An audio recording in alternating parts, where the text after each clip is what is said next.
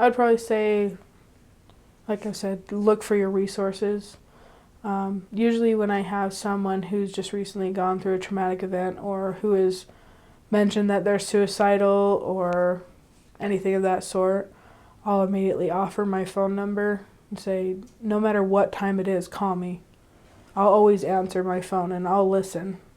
Because sometimes you just need someone to just listen to you vent and not someone to sit and interject their opinions on the matter or anything like that. Just someone to kind of agree with you and say, yeah, I understand, or okay.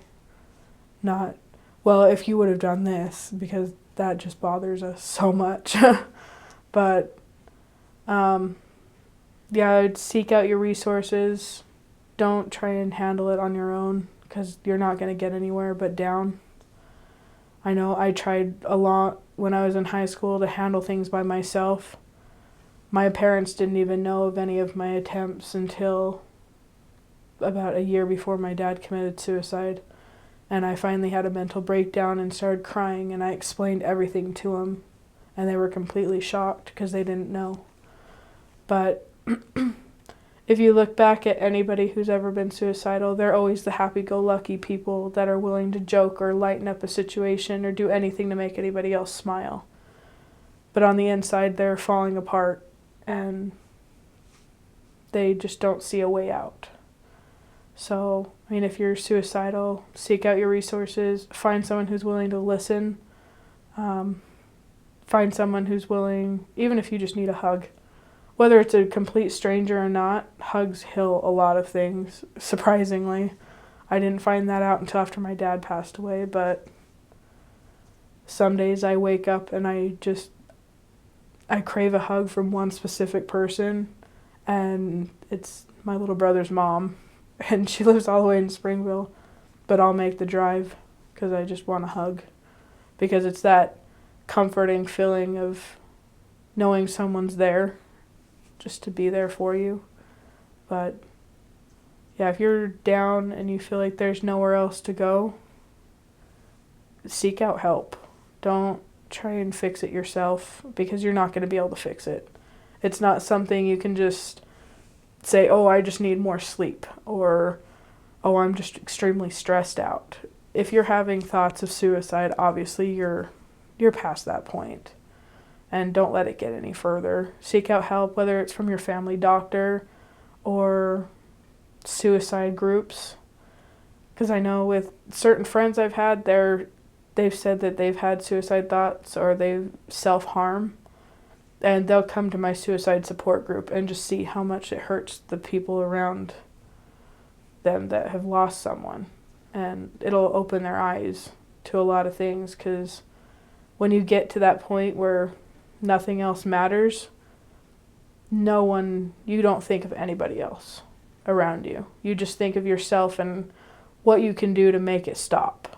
And that's when suicide happens. So, yeah, seek out help. I would encourage anybody. And I know personally, once I'm back on my feet, I want to petition to have police officers and EMTs, all of them, to go through certain training to understand how to handle someone who's suicidal or someone who's just lost someone to suicide.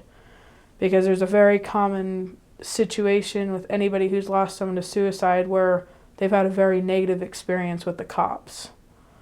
And they don't know how to handle a situation of that sort. Because it's basically cut and dry. Something had to have happened and there's someone behind it. But there's not always someone behind it. So that's what I strive for in the future, is kind of putting that out there, that we need more help, because it's not just people like me who've lost someone to suicide, but even our veterans. There's only one suicide support center for veterans, like a call center, a 24-hour call center. There's only one in the United States. And I think that's pathetic. For everything they've done for our country, and no one's there to help them. Because my boyfriend's a veteran. He's of the Special Forces, and he's seen a lot. He suffers from PTSD. And there's no help for him. The VA won't help or anything like that. So We just kind of have to do it ourselves. And that's where that deep end story comes in, because it's like someone throwing us in the deep end of the pool and saying, okay, figure it out. Like, you don't know how to swim? Well, you better learn to make it day by day. But there's a lot more people out there nowadays that are willing to help and listen. You just have to look them out, whether it's Googling someone's name or finding someone with a common interest that can point you in the right direction. But always seek out help. Don't try to fix it yourself, because it's not going to work.